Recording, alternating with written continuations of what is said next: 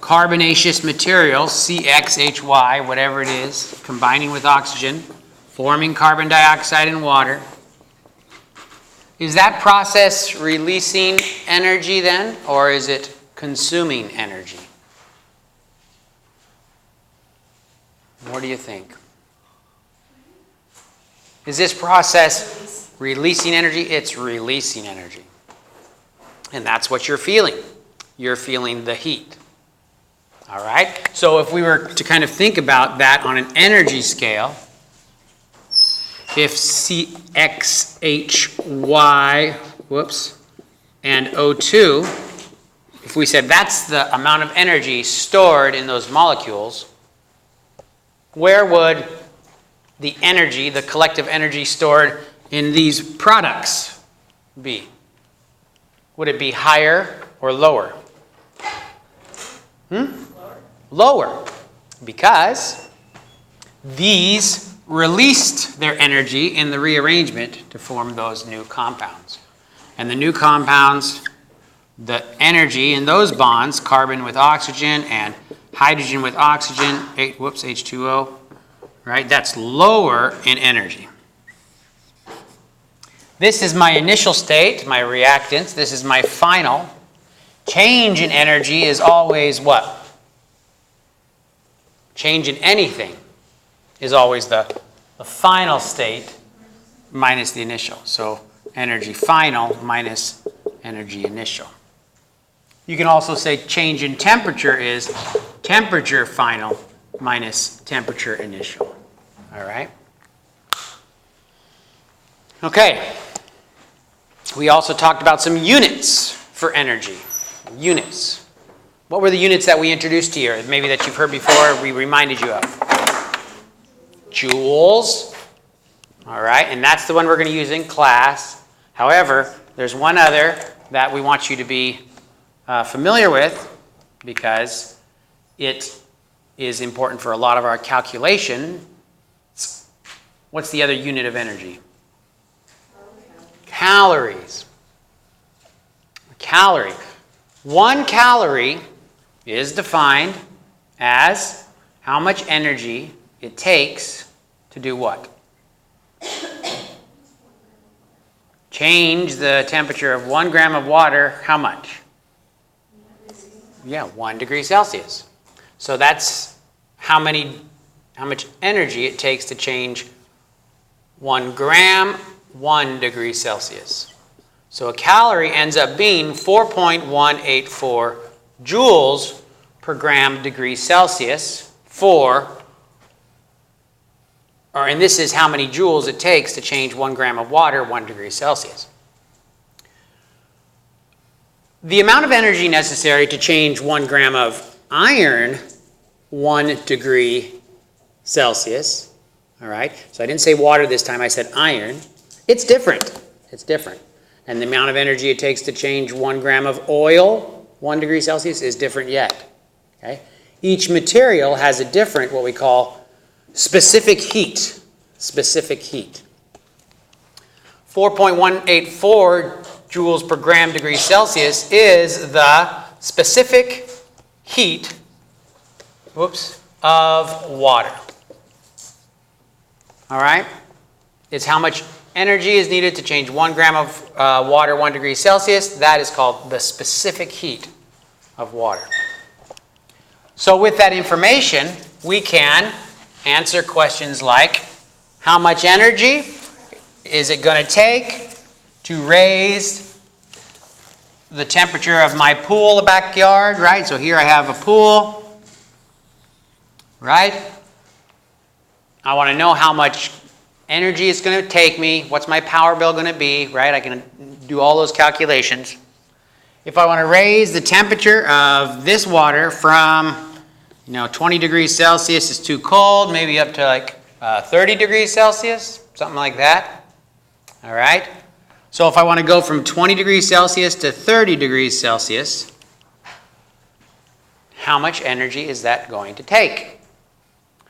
Let's say I have a pool, I don't know, maybe 50,000 liters in my pool. All right, I don't know if that's big or small. 50,000 liters of water in my pool. How many joules of energy is this going to require? All right.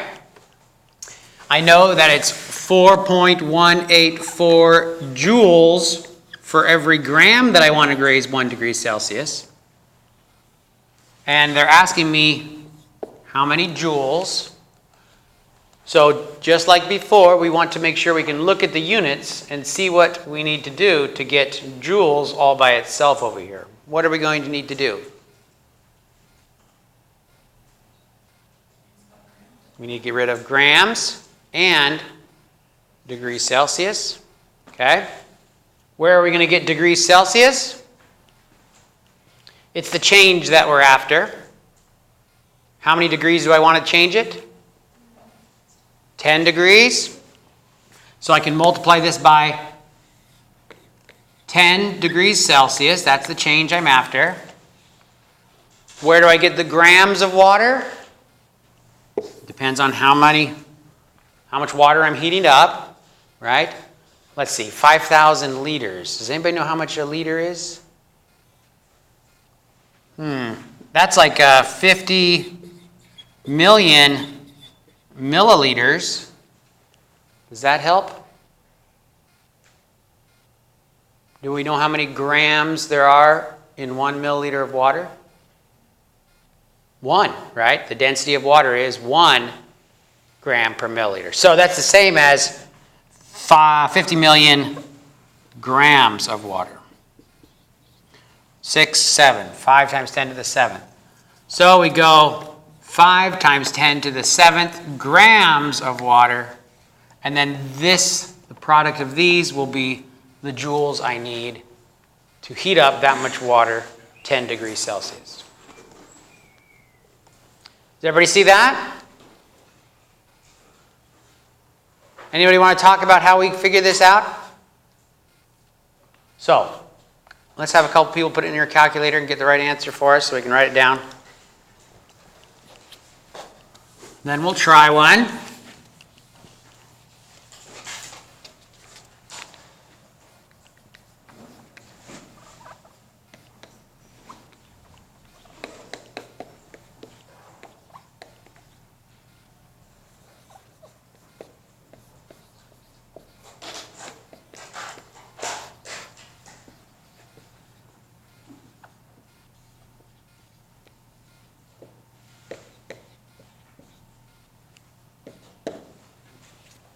Anybody get an answer over here?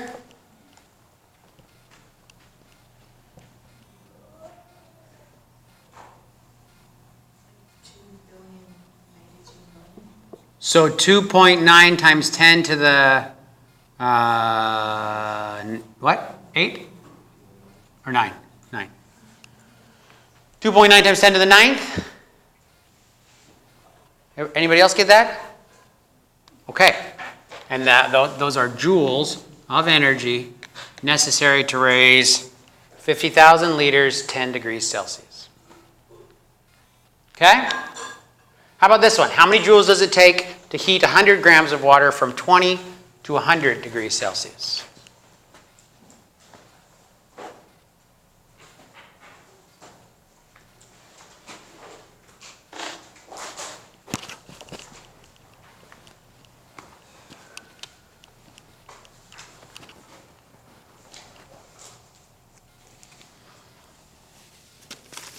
Ooh, look what I found. Ew, it's kind of gross. Ugh.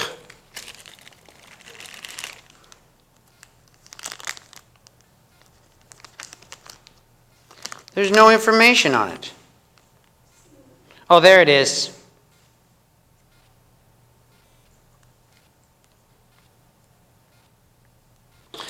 Did we get an answer for this one yet?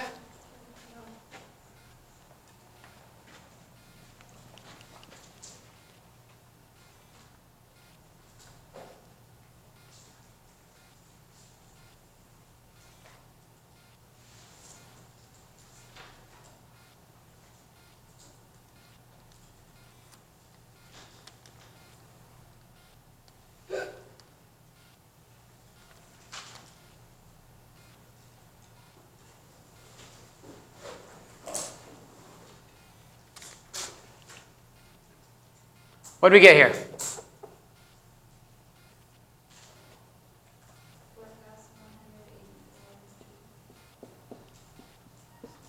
Joules of energy?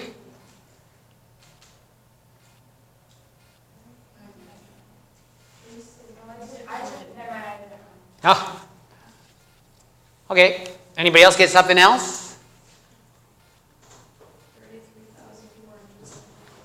33,400 joules of energy. Okay, so how did we do this? We know that it takes 4.184 joules to do what? Raise 1 gram, 1 degree Celsius.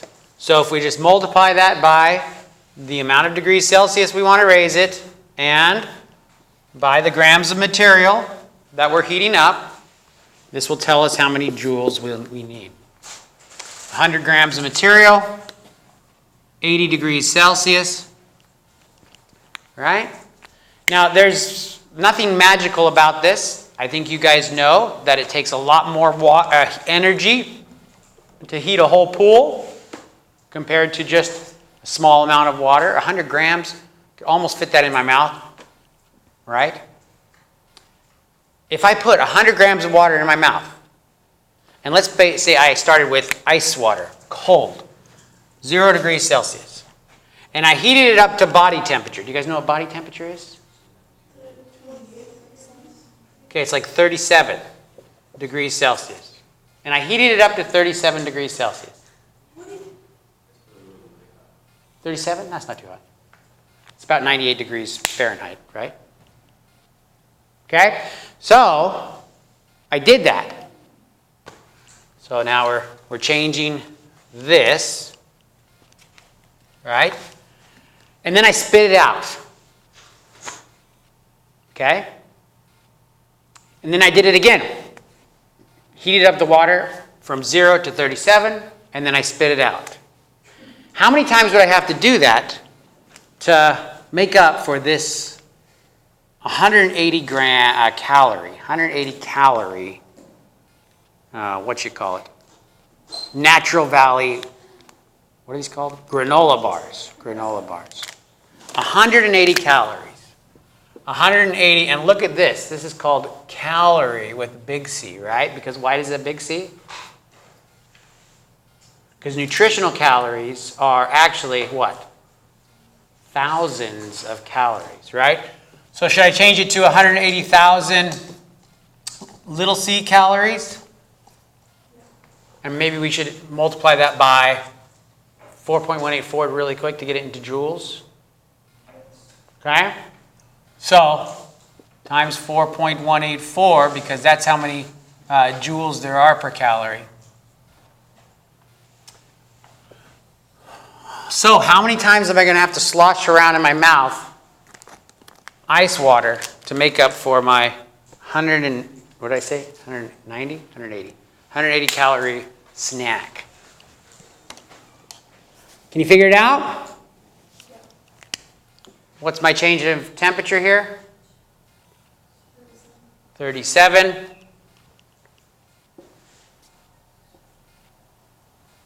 Yeah. I have to do it 48 times? Oh, that's not bad. If they agree or not. So this value, what's this value here? That's 752,120. Like that? Did anybody else get that value there? And then this is how much I need to work off, 180 times 4.184. Oh, sorry, that's 750,000. What? Oh, this is 750,000. What's this over here? That's 15,480. Anybody else get that there? Okay. So we took the amount of energy it requires to heat 1 gram, 1 degree Celsius, multiplied it by how many degrees we'd like to heat the water and how many grams we got, right? That's how many joules it would consume from our body. And if I were to eat one of those things, this is how many joules I would get, right? So that divided by that, and you said it was like 48 times? That's not bad, right? You could swish cold water around your mouth for 48 times and it would work off all that energy. It's a new diet, right? Now, you can't drink that much water. Every time you drink water, every time you drink 100 grams of water, your body has to burn that much energy to bring it up to room temp or to body temperature, right? But what's interesting about when you put really cold water in your mouth, you don't have to like spit it out really fast. Your mouth can handle that. But if you put your hand into ice water, you can't handle it very long, right? You're like, ugh, and then you have to pull it out, right? Anyway, so we got the ability to answer these types of questions now, correct? Now, I think I showed you this last time. I'm not sure. Let's bring this slide up here. The instrument, the machine that we use to kind of do this sort of thing in the lab, learn about the amount of energy that is going to be released or required when these chemical reactions proceed, is called a calorimeter. Did we talk about calorimeters before class? Did we get to that point? Okay. Some people don't remember. So, a calorimeter is essentially like a hydro flask. Why is everybody all excited about hydro flasks recently? What do hydro flasks do for us? Keep your water cold. Why is it that it doesn't let the heat come in from the outside to heat up the water? Yeah, it's vacuum, right? If there's a vacuum, and that's what they try to perform. First, it's more of a ceramic material, and ceramics don't conduct electricity. And then they have a little vacuum in there, and the vacuum doesn't conduct heat or electricity. And so that allows you to maintain the temperature of whatever it is you put in it, right?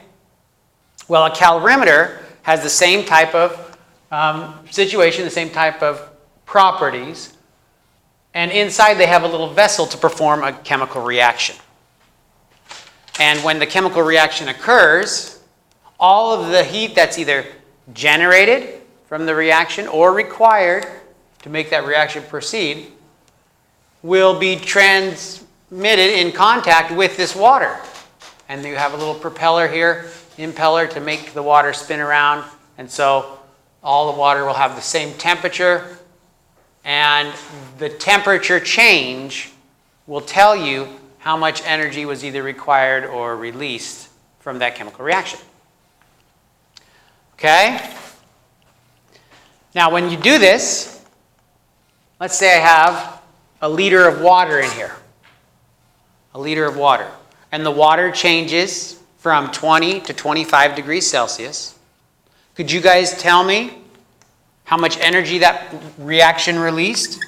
If it goes from 20 degrees Celsius to 25 degrees Celsius, and I had a liter, which is 1,000 grams of water, you guys could tell me how much energy that reaction released, right? Okay? Now, some of the heat, though, is not going to be absorbed by the water. Some is going to be absorbed by this metal impeller. And some is going to be absorbed by this metal thing. And some by the coating here on these wires. And some by the thermometer. And some by the vessel itself. Right? And so the amount of temperature change of just the water might be a little misleading, because you're going to be losing energy to the different components. Does everybody understand that? So, we can't use the specific heat of the water because there's other things involved. And it's too complicated to say, okay, what's the specific heat of this metal? What's the specific heat of the lining here? What's the specific heat of the impeller? The material that the thermometer is made out of? What are the specific heat of all these things? Instead of doing that, we perform a known reaction inside this calorimeter, and we know how much heat we release, and then we find out what the change in temperature is for our given calorimeter. And we don't call this a specific heat, but what we call it is the heat capacity. The heat capacity for our system, whatever system we're interested in. Okay? So, not specific heat, but what did I say? What did I call it? Heat capacity. Now that sounds like, what does the words heat capacity sound like? Sounds to me like the capacity of heat. That's something can have. What its capacity is, right? So that's pretty straightforward. In fact, you could even say that the specific heat is the heat capacity of water, right? It's basically the same thing. So if I give you the heat capacity of the system, it'll be a number of joules, like 490 joules for every degree Celsius. The heat capacity won't have units of grams up here, right? Because it's just the heat capacity for whatever the system is. All right? So now, if I wanted to find out how much energy was released by that process, what would I have to do? This is how much energy is released to do what? To raise it how many degrees? Just 1 degree. So if it raised 5 degrees, all I have to do is multiply it by 5. All right? So, and again, you're going to have to kind of really know this stuff in like 2 weeks, 3 weeks, when it's been a long time. But you can use the units. The question is going to say, how many joules was necessary or was released or something like that. And they're going to have to give you the heat capacity. And it'll say joules per degree Celsius. They have to give you a change in temperature. And you'll be able to look at those units and say, oh, if I want to get joules and I have joules per degree Celsius, what do you got to do with the values here? You just got to multiply them. Right? Can you see that? I'm going to have to get this joules degrees Celsius and multiply it by degrees Celsius so that I can get my joules alone. Okay? Heat capacity. It's the capacity of heat. Okay. So, let's see. A cup of water is used in an experiment. Its heat capacity is known. And we want to know how much heat will it absorb if the experimental temperature changes from 19.2 to 23.5. Here's an opportunity. Tell your neighbors they didn't quite get it, and then solve it together. I'll be right back, okay?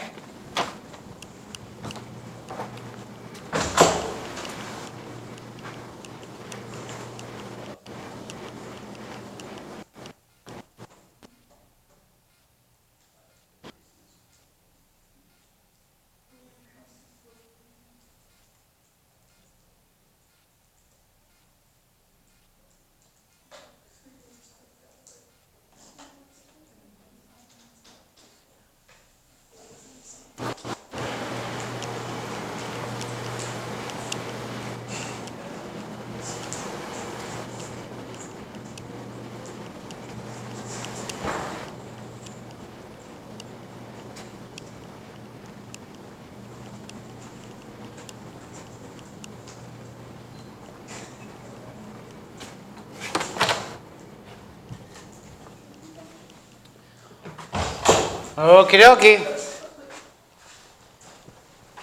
Still working on it? This is pretty easy though, right?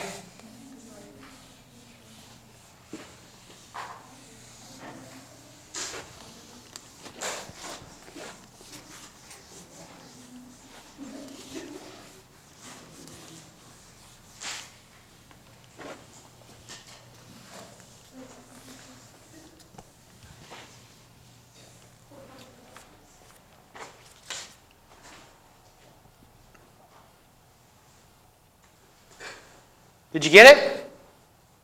What is it? 720 times what? All right, times 23.5 minus 9.2. So 3.1 times 10 to the third. So 31,000, 3,100.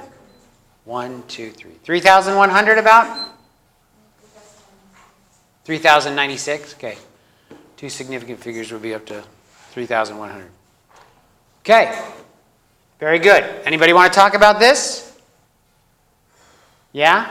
So they gave us the heat capacity, and the heat capacity's units were joules for every degree Celsius that you want to change. They gave us the temperature change that had occurred. It went from 19.2 to 23.5.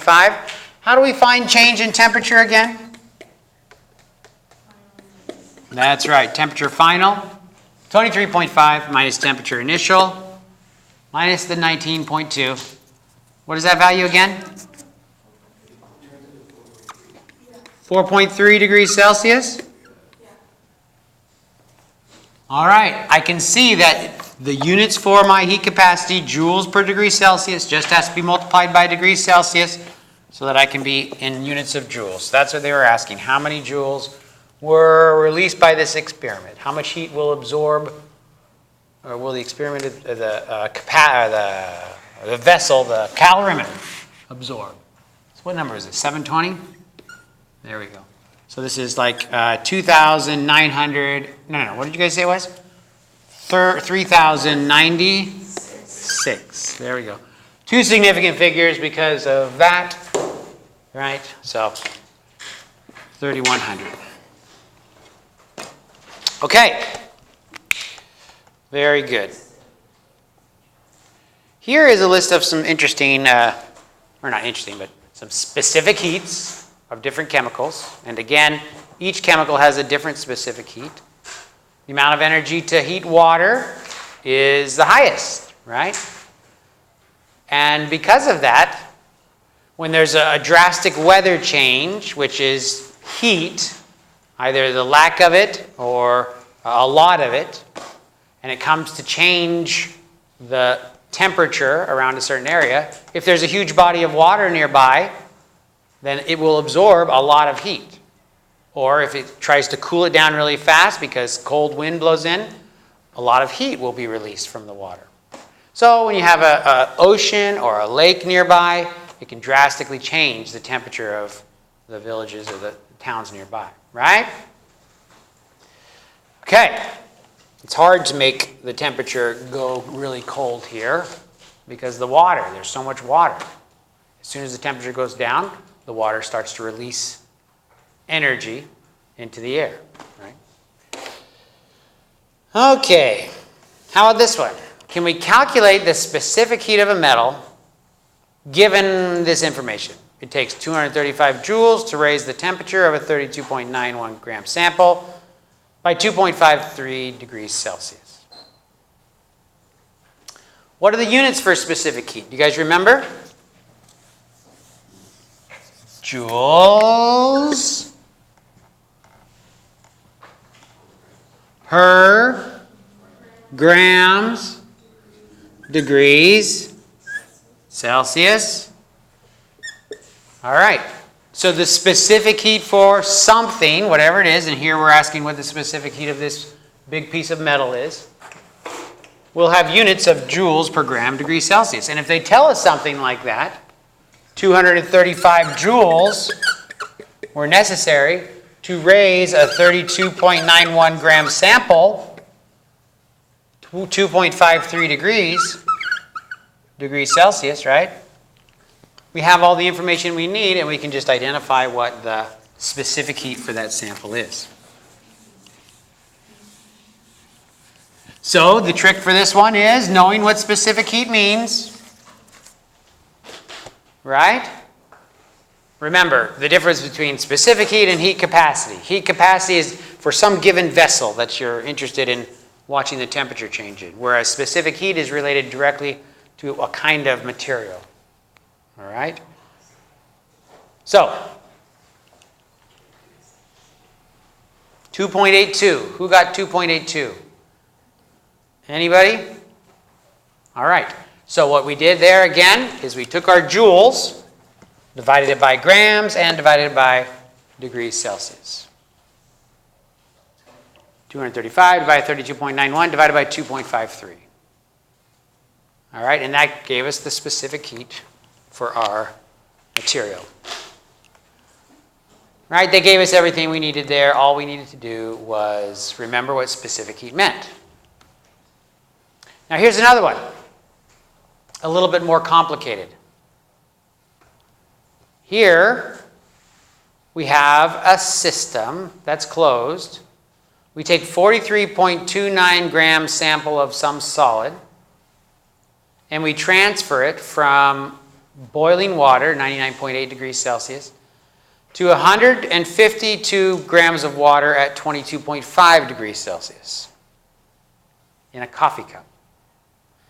And the temperature rose to 24.3 degrees Celsius in the coffee cup, and we need to calculate the specific heat of the solid.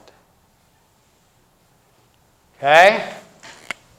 We're going to play a game. Have you guys ever played a game called Pictionary? Well, this isn't Pictionary, but it's like Pictionary. Okay, so we've got 1, 2, 3, 4, 5, 6. 6 groups. 1, you guys can be a group, okay? 2 in the back there. 3, you two can be a group. Can you scoot over with these gentle people and make 4? And you 3 can be 5, and you 2 in the back can be 6. Okay? So here's what you're going to do. You're going to sketch a picture of what's going on here. All right? Try to draw it out in words. Try to figure out what's going on. And then one of your people is going to come and put it up here in the group. Okay? 6, 5, group 4, group 3, group 2, and group 1. Okay? So as soon as you're ready, you come up and draw the picture of what's going on in this picture.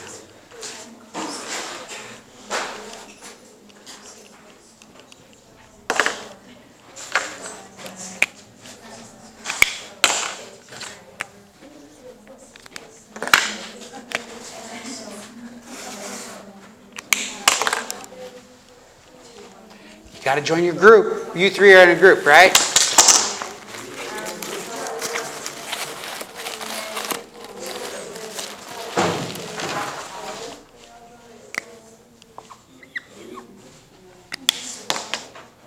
You 2 are by yourself. They're by themselves. 1, 2.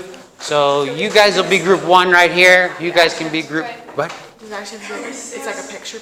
Yeah. A real picture. You're drawing a picture of what's going on up there. You can draw it on your paper, or you can, and then go copy it up on the board, or you can just draw it up on the board. You guys are group... okay. 1, 2, 6. You guys can be group 5. Group 5? You guys are group 3. You 3 right here are group 3, okay? You guys are group 4, okay?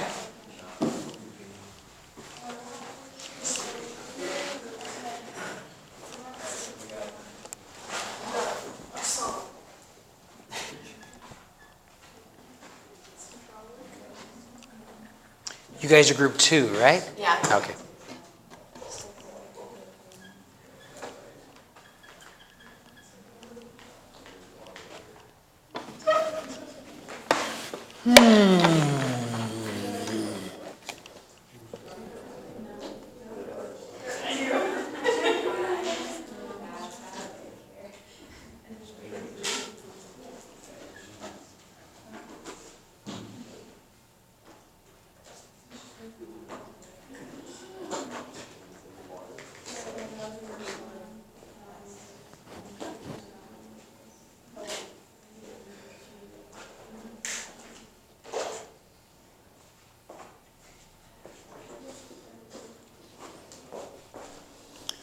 Who's group 3? Are you guys group 3?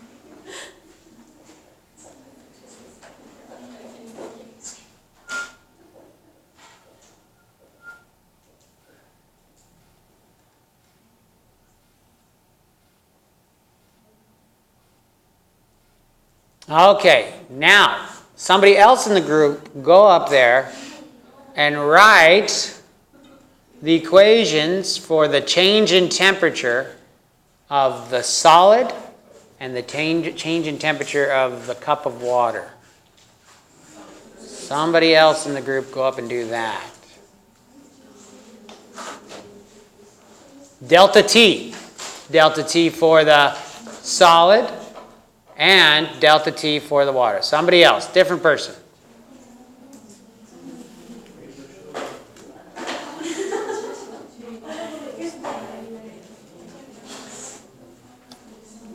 You can give that to the team member maybe or something.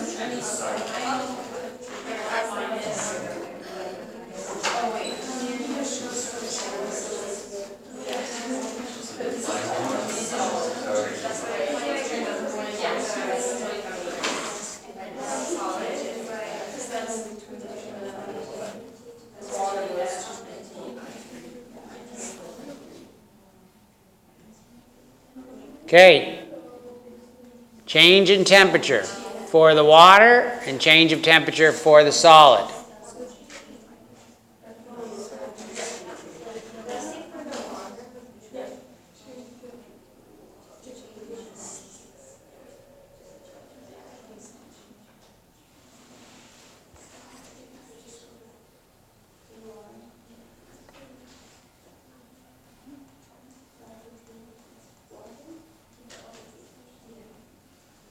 Delta T for the solid and delta T for the water. And if you don't know one of them, just do the other, right?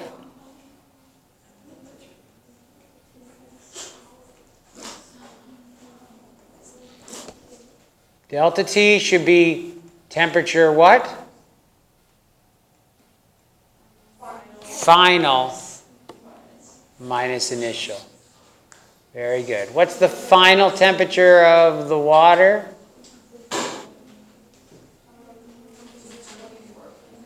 24.3, the final temperature of the water, 24.3.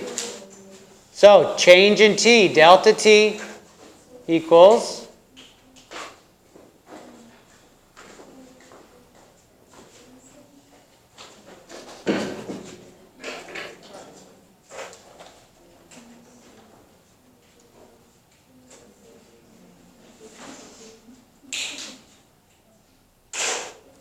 is that delta TW or delta T solid? That's delta TW, right? Yeah. What's that? It's the W. It's for water, right? Do you know the delta T for the solid? No? Okay.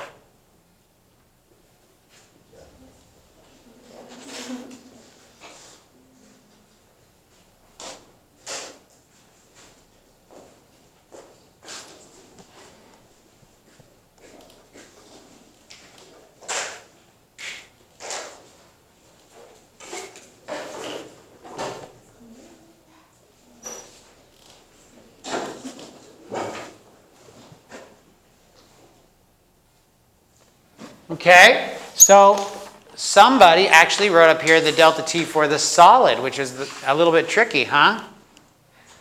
The delta T for the solid, is it 99.8? Was that the initial temperature of the solid?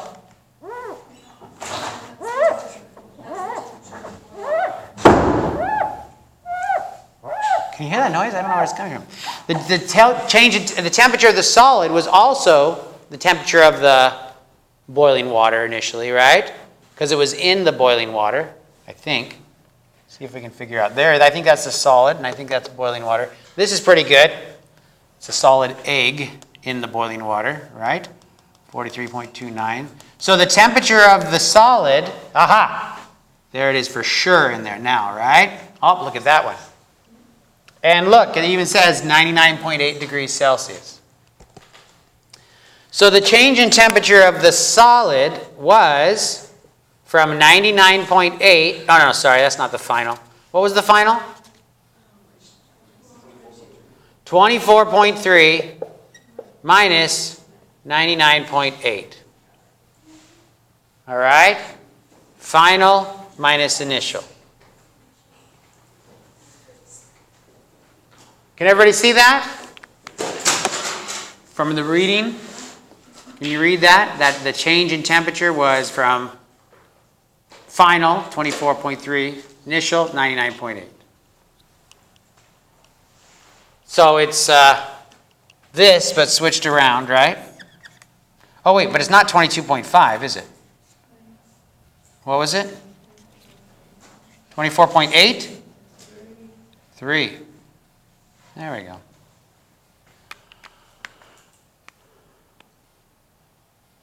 Okay, and this final of the water, initial of the water, that's the change in temperature of the water.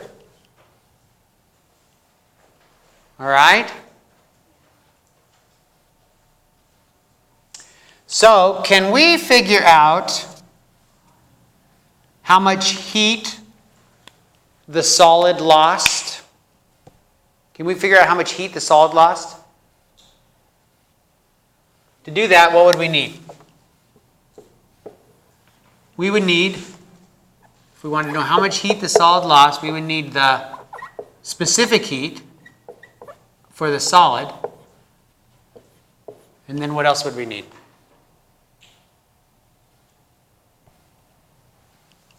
If I wanted to get my joules by themselves, what would I need here? Grams of the solid and the change in temperature of the solid. Did somebody calculate